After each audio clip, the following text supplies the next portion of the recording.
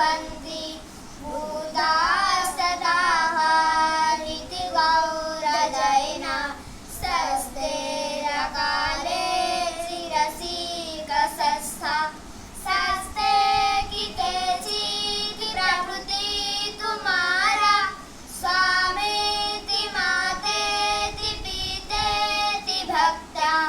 यं